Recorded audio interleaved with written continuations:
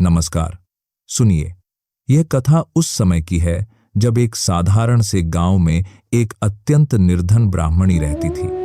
वही ब्राह्मणी अपने छोटे से पुत्र के साथ रहती थी। दोनों का जीवन अत्यंत अभाव में बीतता था, परंतु उस ब्राह्मणी के हृदय में शिव भक्ति की एक धारा निरंतर बहती रहती थी।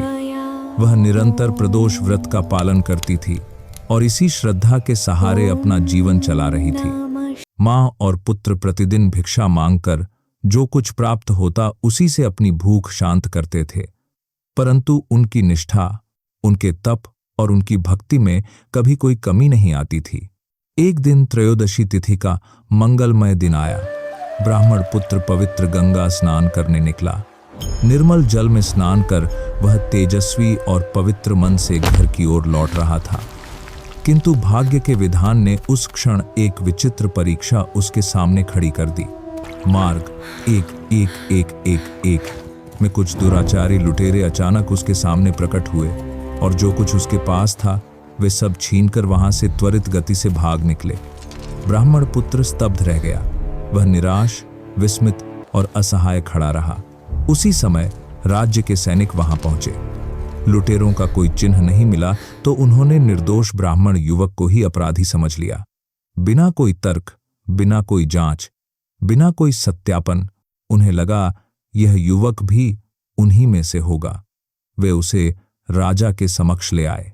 राजा भी बिना विचार के, बिना उसकी व्यथा सुने, बिना यह जाने कि वह कौन है, क्या है, कहां से आया है, उसे कारागार में डाल देने का आदेश दे बैठा। रात आई।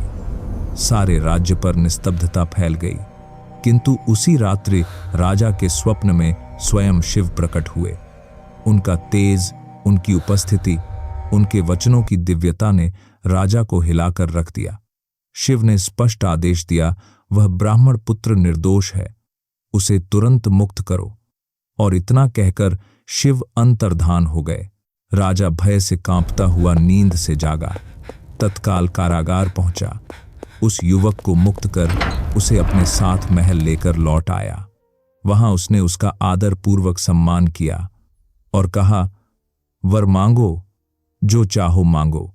युवक ने विनम्र स्वर में कहा, राजन, मुझे तो केवल एक मुट्ठी धान ही चाहिए। वही मेरे लिए स्वर्ण से बढ़कर धन है। मैं इसे अपनी माता को दूंगा।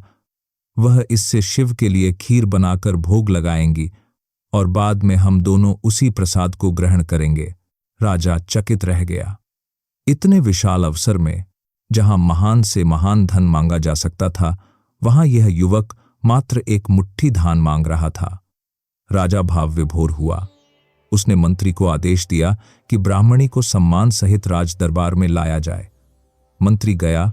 उसने उस ब्राह्मणी को सारी बात बताई और फिर माता और पुत्र दोनों ही राज दरबार में सम्मान के साथ उपस्थित हुए। राजा ने उनके तप की, उनकी शिव भक्ति की, उनकी निष्ठा की और उनकी शुद्ध आस्था की अत्यंत प्रशंसा की। राज दरबार में उस युवक को सम्मानित स्थान दिया गया और उसी दिन से वह निर्धन ब्राह्मणी और उसका पुत्र, जिनके जीवन में केवल अभाव ही था, शिव कृपा से उनका संपूर्ण जीवन बदल गया। उनके जीवन में समृद्धि, प्रतिष्ठा, सम्मान और सुख आ गए। यह सब केवल उनकी अविचल भक्ति, श्रद्धा और प्रदोष व्रत के दिव्य फल का प्रभाव था। जो प्रदोष व्रत को सच्चे भाव से करता है, जो शिव को सच्चे प्रेम से स्मरण करता है, स्वयं शिव उसका रक्षण करते हैं, वही शुभ फल प्रदान करते हैं। यही इस पवित्र कथा का सार है।